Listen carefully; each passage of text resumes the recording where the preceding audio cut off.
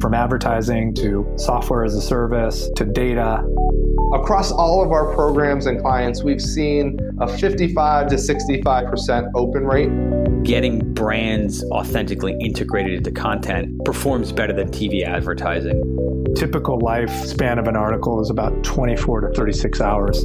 If we're reaching out to the right person with the right message and a clear call to action, then it's just a matter of timing.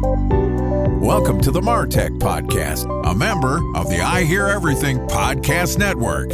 In this podcast, you'll hear the stories of world-class marketers that use technology to drive business results and achieve career success.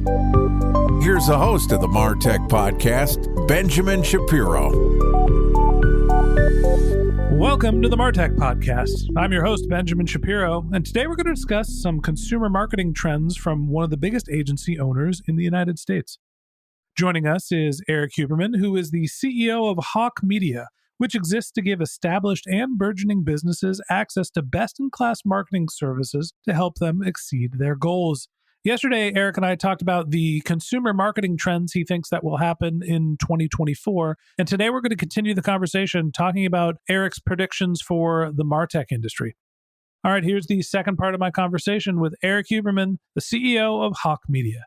Erik, welcome back to the MarTech Podcast. Thank you for having me. Always a pleasure to have you back on the show. We covered what you think is going to happen on the consumer side yesterday. Some of your big predictions were a growth focus, primarily, that brands are going to be relying on the traditional channels in digital, Meta, Google, maybe some TikTok. We're seeing a little expansion in CCTV. We're AI enabled, but not necessarily AI dependent. And hopefully it's going to be a growth focus, as I mentioned. Talk to me a little bit about what you're seeing in the MarTech industry. Is it more of the same, more traditional channels that we're going to see focusing on growth? What's going to happen in MarTech this year? I'm curious with the MarTech side. Obviously, AI has been the big thing in MarTech the past year. And at some point, every new burgeoning industry, there's going to be a breaking point where a bunch of the AI tools don't end up working like they were supposed to. And there's a bunch of scared money floods out of it. So right now I'm still seeing trends of tons of AI pitches, tons of other optimization pitches, things like that. But I will say from the deal flow side, because again, we have a venture fund focused on MarTech, I haven't seen as many really interesting, innovative companies as I had in the past. And we're having a hard time. A lot of people are trying to build features, not companies, where it's like this one little thing that can help optimize your meta ads in real time. And that's not a large business. That's a little widget. So I've seen a lot of widgets popping up, but I'm still waiting for some like heavy impact. And I shouldn't say I haven't seen any. We've made investments. We've found interesting companies that are doing well. One of our companies, Sway, just raised a big round. Super Affiliate's doing really well. And that's an interesting one on the optimizing sort of the ambassador and affiliate side of the business, because that has been topical recently with, I don't want to spend money at risk. People have been really cautious on how they spend money up until now for the past couple of years. And so I think affiliate marketing, those kind of things have been interesting. And so things that make that better is really interesting. But again, back to the AI thing, there's going to be a point where this rush to AI is going to slow down. I don't know if that'll be this year or not, but I do think it's coming this year or next, where there's going to be too much noise.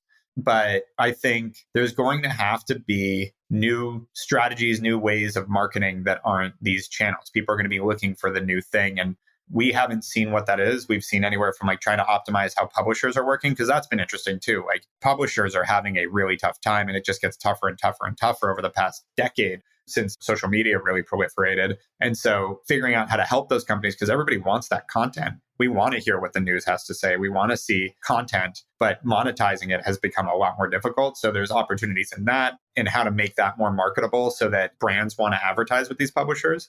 There's a lot of opening in terms of what could pop up. I'm just not sure who's going to solve it and what's going to happen in the meantime. Yeah, it's interesting with the publishers, and we've seen this with our sponsorship business. It seems like there's kind of been an ebb and a flow. And we're not a traditional publisher. We focus on audio content, and then we sort of split that off into socials and blogs and YouTubes and whatnot. But it seems like there was this sort of heavy investment in sponsorships and buying relationships with content producers that happened over the last 5 years. Then it started to slow down as marketing budgets went away. But on the flip side, I keep hearing from everybody, well, access to third-party data because the deprecation of third-party cookies is happening. So in theory, that should make the publisher relationship that much more powerful. Aren't we supposed to see the value of publishers' content and the data they're able to collect increase? Like that's where there's this conflict where we're seeing harder to monetize publisher content, but the publisher content and the data that comes out of that is increasing more valuable. Those things don't make sense to me. Help me rationalize this in my head. Because the actual advertising doesn't work. When I'm going to read an article on a news site, I'm not clicking some random banner ad. I'm speaking in hyperbole, but it's just in terms of the majority of the numbers. So the problem is you have these companies that need to monetize this, but they can't because the returns aren't there for the brands. So the solution needs to be, how can brands make more money? It's not an access to data problem. It's people don't click ads on these things and convert. So getting data is great, but I still need to be able to reach those people, and I can't reach them well through your website. So then I spend money on Google and Meta. And I actually you're asking for trends. I just got we have our whole AI system that is a great barometer of the market. We're doing a trend report. I can give you some exact trends right now. So in January over last year, CPCs for TikTok and Pinterest increased, but Google, Microsoft, and Facebook decreased. Average media spend continued to increase on Google and Meta across all brands. TikTok experienced a slight decrease, which can be explained by maybe them moving budget from TikTok back into Google and Meta. Everything else remained stable. Transaction rates were consistent across different channels, with the exception of email, which saw an increase in January. B2B businesses, the average media spend decreased for LinkedIn, but increased for Google and Microsoft, which I know LinkedIn is Microsoft, but would separate them. I mean, Bing. And then for lead generation, the average media spend decreased on Pinterest and TikTok for more lead gen and B2B, but increased on Bing. So those are the trends for January of 2024. So that's what we're seeing, and how people are doing is, again, it's a movement back to the core businesses and not looking for that new shiny object. Because I think people are like, these are reliable, now it's grow.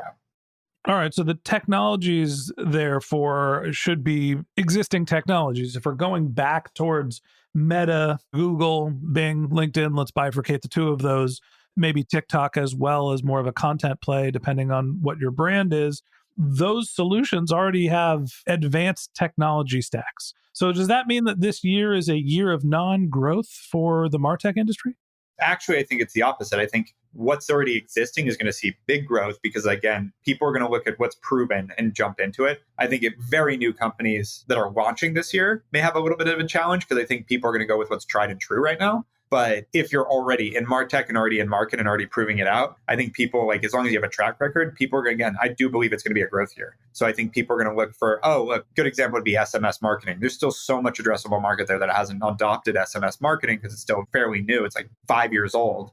So I think a lot of companies are going to finally go, okay, that's working for a lot of people. We need to grow. Let's get that going. Those kind of things, where the past years, people have not wanted to add software, have not felt optimistic, have been holding off on all these. And you've heard this from a ton of software companies. It's like their sales cycle went twice as long and their close rate cut in half. So almost in a weird way, 4 times harder to close a deal than it was in 21, 20, 19, et cetera. So not a great time to be a MarTech startup. If marketers and brands are relying on existing channels which have solutions already built, it's going to be hard to break in, which is a little surprising to me. I would think that there would be all these probably verticalized AI-driven startups in MarTech. I have a friend that's running a legal tech startup and AI paralegals, basically. It's like focusing on one vertical and trying to use artificial intelligence to make something more efficient. Which is happening, but it's two things there. One, every company is using AI. It's like the internet. So new AI companies, frankly, the problem is there's so much noise right now. It's hard for a customer to delineate what's BS and what's not. So unless you've got really good proof points, a lot of them don't want to spend the time to learn another thing. You have a certain sect of people, which is a small minority of people, that will go spend time on all these things and research them and try to figure out the solution. Most just want to know, like, what are your case studies? Who have you done this for? How successful has it been? Let's go. And I think it's going to be harder. That being said, I don't know that it's a bad time in that sense, because if you have the ability to prove yourself out, if you really do have a good business, you're going to end up succeeding through this, which means you're going to be way ahead of everything else. Because the problem is when you're in a time of frothiness and everybody buying into everything, it's really hard to differentiate yourself and it's really hard to rise above the noise. But when there's sort of a culling and there's still not a lot of venture capital rolling out, it's starting to get better, but it's not there yet. There's still not a lot happening. If you can be one of the few people that does well and can prove that out, you actually have a lot more success long term. But yeah, it's a grind in the short term. But welcome to running a business, frankly. Well, hey, look, last year you said was the year of maybe. And if this was the year of maybe where people were focusing on profitability, not so much growth, how would you define this year for the MarTech industry? Again, I think that it depends what stage you're in. For anyone that's already got some traction, I think it could be a really good year. I think that companies so far going into this year seem a lot more receptive. And I think that comes with pretty rational stuff. There hasn't been another thing to shake up people's confidence. So we have the war in the Middle East and the war in Russia, and we have interest rates have gotten to where they're going. So it's just like things are still happening that scared people a year and two ago. It's still happening. So it's not like there's something new that's throwing people off. So everybody, I always think of it like people standing on their little platform to get their sort of security. And every time these big news stories happen, it kicks a leg out and you have to kind of re-get your balance. But once you have your balance again, you can feel good to march forward. And I think a lot of people are getting their balance the past 2 years and have it now so they can march forward, leverage these tools. So again, if you're in a good spot with that, you can take advantage. So I think for MarTech, it could be a year of let's go. It seems like it's the year of haves and have-nots. If you have the traction, if you've got an existing business, probably going to be good. Yeah. Hard to break through, not a ton of investment, not a ton of need to invest in new channels. Right. That's a fair statement. We've seen these big trends in data. I already mentioned the deprecation of third-party cookies. Seems like there is sort of a premium on data. We're seeing marketers get a little closer towards the fundamental source of truth. A lot of reverse ETL type CRMs popping up last year, High Touch being one of them, that I think has gained a lot of traction. What are you seeing in terms of the use of data, collections, privacy, any predictions there for how marketers are going to be adjusting to what used to be the way of marketing now and how that's changing? It goes back to what I said earlier. It's equal playing field. So it never concerned me. As long as they cut off cookies for everyone, then we're all going to have to adapt and market differently. And I guess I have the confidence that we have enough understanding of marketing that we're going to be able to adapt to whatever works now quicker than most. And that's the game. Remember, it's competitive. So it's about winning that attention, winning that audience, getting that consumer. So you just have to pay attention to how things shift. And there's going to be some new way to track people. Right now, it's server to server is an interesting one. I know Google's still working on their sandbox, I think they call it, which is their replacement. The reason Google's doing this is because they want to own the cookie. They don't want to have this proliferated thing. The same reason iOS cut off Facebook's tracking. I'm sorry, it wasn't a privacy thing. They don't give a shit at Apple. They did it because they want to own that person and not let Facebook own that person. It looked great on the billboards. It looks great, yeah. But it's such a manufactured outrage. Like, let's be real. TikTok, we know, is stealing your data and giving it to China. And look at the usership on TikTok. I'm sorry, the vast majority of Americans do not care about their data privacy. It is a weird political conversation and business conversation used to mask a lot of other stuff. Not to be a conspiracy theorist, I do think there are some people that care about privacy, but most don't. Most just want to get their best usage out. So when I see Google make a move because of privacy, it's usually masking something else, which I think in this case is they want to own whatever the replacement for the cookie is, because that makes them that much more powerful. Last question I have for you. You run a MarTech specific VC fund. What are the types of investments that you're looking for this year that you think are going to make big headway? We are working on this too, but we're generally more reactive in the sense of we look at everything and we run it by our team and we see if these tools can solve a real problem, become a real channel for these companies. And so we're just literally more than daily, we're getting deal flow that we look at on marketing technology and e-commerce tech. The big thing that I'm looking for is this a business or a widget?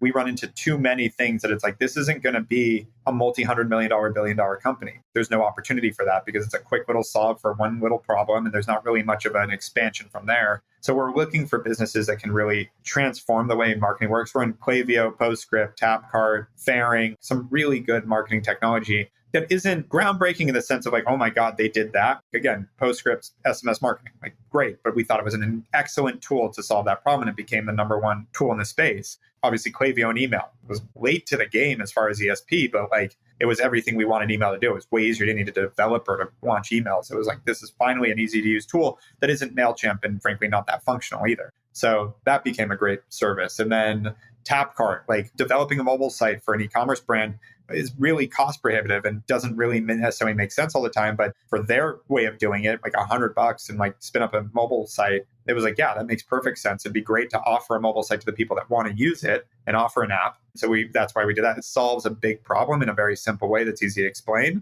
And then we try it out, use it with our clients, see if they like it, and then we're off to the races. So the diligence is very easy for us in that sense too.